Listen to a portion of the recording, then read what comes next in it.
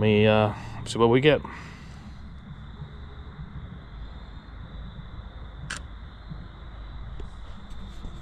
Oh wow, look at that. At 10:32 I can see Aurora. Wow, let me take another shot.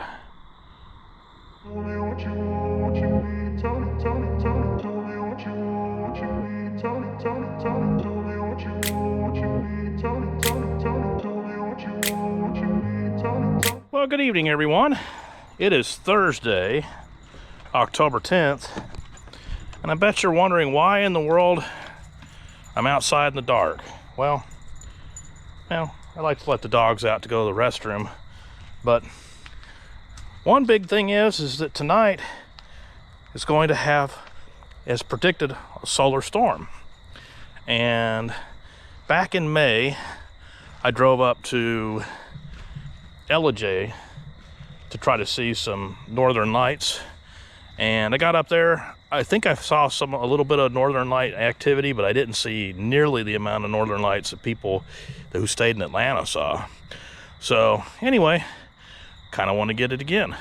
I went to Alaska and there was really no aurora activity when I was in Alaska, but tonight supposedly I have a KP scale of 7 point something, which I would really like to see a 9, but we'll see what a 7 point something gets to me.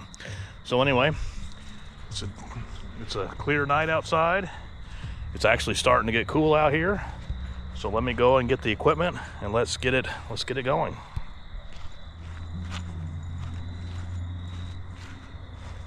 So I've got my tripod. Let me tighten that up. I'll spread that out. And I got my Nikon Z6ii. Go ahead and snap that into place. Got my Nikon Z6ii snapped in place. Let me go ahead and lock it down so I can't accidentally flip it out. And let's go ahead and point it up towards the sky. So I'm using a Nikon Z6ii, and I probably should be using a actual fixed lens and not a zoom lens. This is a 24 to 200 4.0 to 6.3. I probably should be using a fixed lens that's more developed for landscaping and astrophotography. But anyway, I created a preset on here back in May when the initial solar storms came through. I watched a bunch of YouTube videos and I created my U3 preset on the Nikon Z6ii, so it's ready for aurora type action. So let me go ahead and turn the camera on.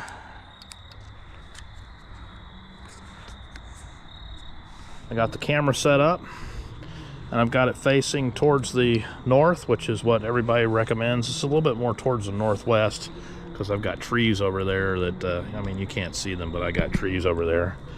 So let me go ahead and do this. It's going to do a 4-second exposure. They put the light away and let's see what we get.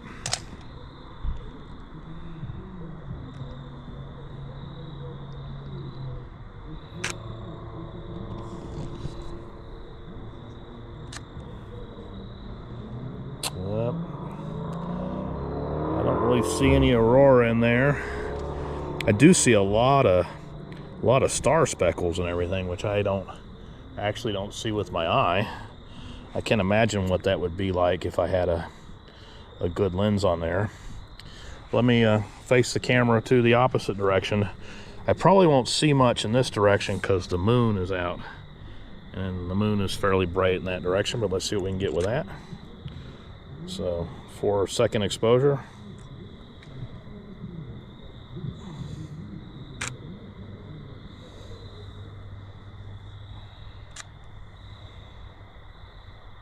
Again, see a lot of specks of stars and everything, but oh yeah, I see a little, look real closely, I see a little bit of movement on one of the stars. Now there's a plane out there a little bit. So yeah, you can see the trails of planes that are flying.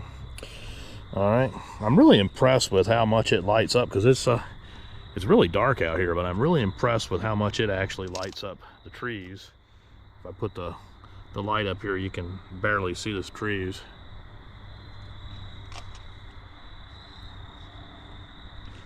Let me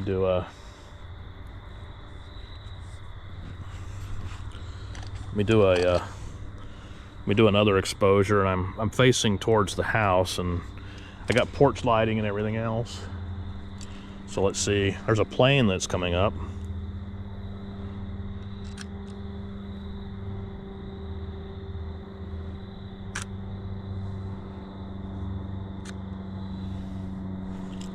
Yeah, you can see my ham antenna sticking up there, and you can see the specks a lot, the specks from the stars and everything else, but I don't see any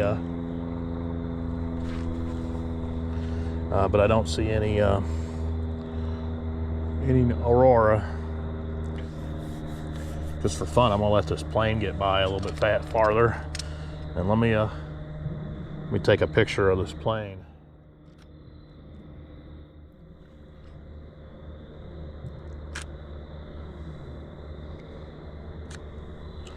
Look, you can see the streak of the plane as it's flying over, and it gets brighter because the lights flash.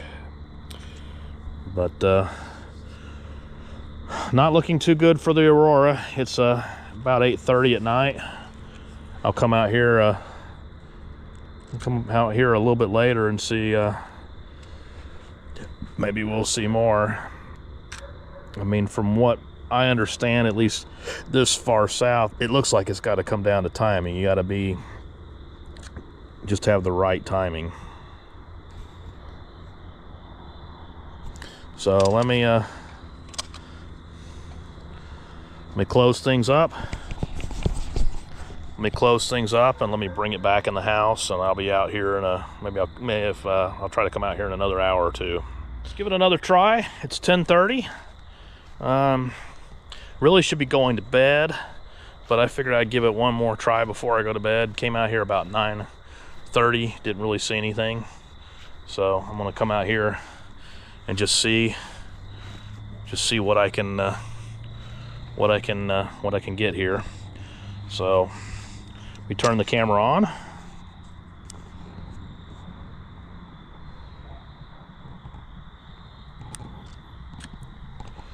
We turn the camera on, and let me shoot. I don't see anything with the naked eye.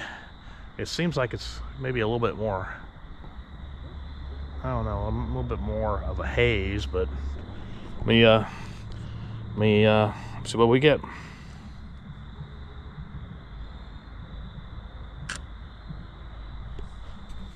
Oh wow, look at that. At 10:32.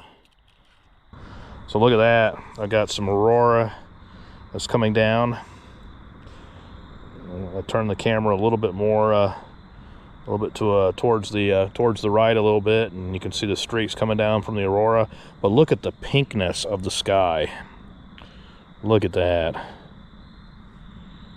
And then there's a little bit more of it. Some of these pictures are in focus, some of them are not in very much focus.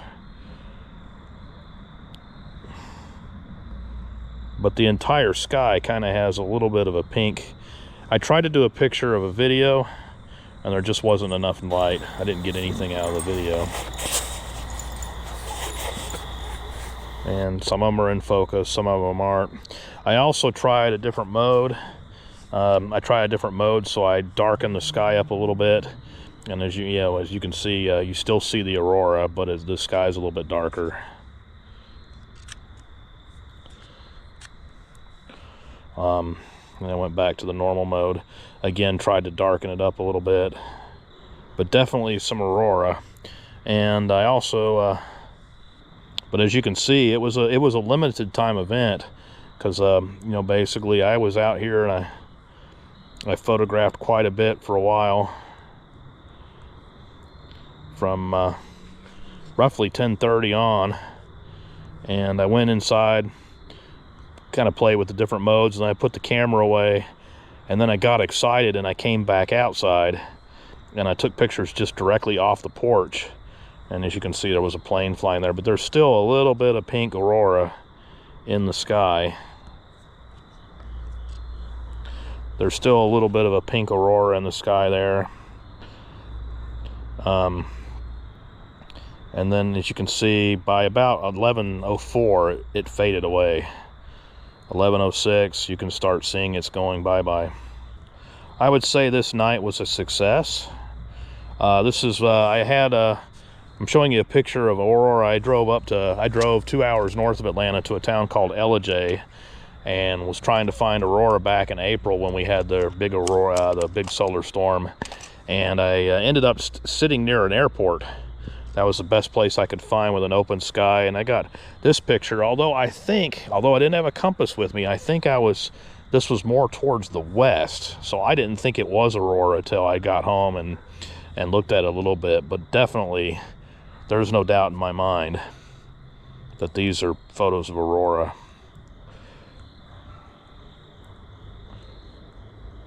And it's a search and find mission.